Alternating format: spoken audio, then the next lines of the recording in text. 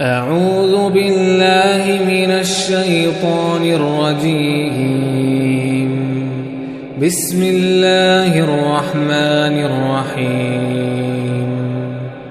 والنازعات غرقا والناشطات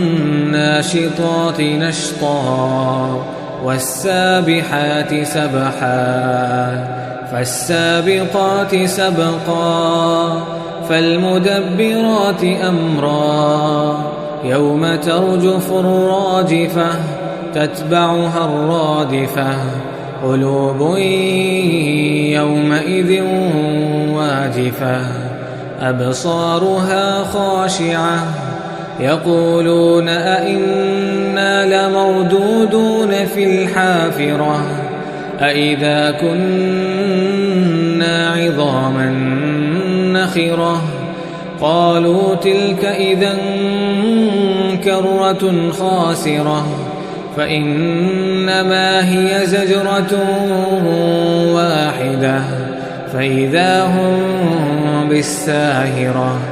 هل أتاك حديث موسى إذ ناداه ربه بالوادي المقدس طوى اذهب إلى فرعون إنه طغى فقل هل لك إلى أن تزكى وأهديك إلى ربك فتخشى فأراه الآية الكبرى فكذب وعصى ثم أدبر يسعى فحشر فنادى فقال أنا ربكم الأعلى فأخذه الله نكال الآخرة والأولى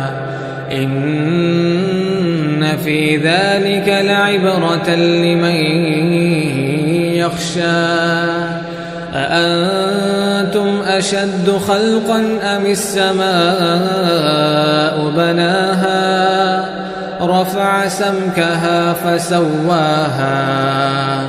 وأغطش ليلها وأخرج ضحاها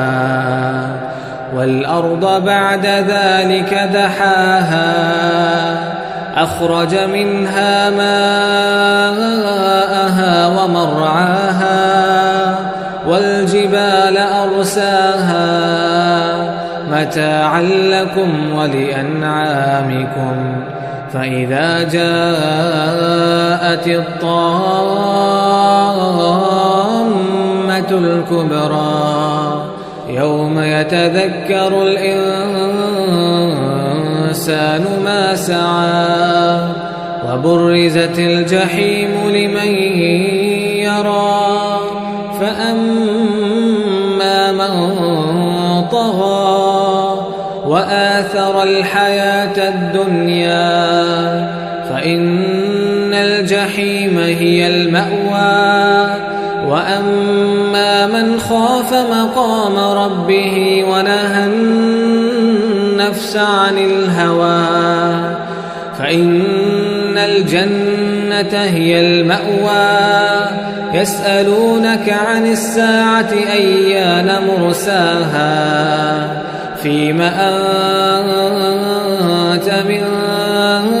ذكراها إلى ربك منتهاها إنما أنت منذر من يخشاها كأنهم يوم يرونها لم يلبثوا إلا عشية أو ضحاها.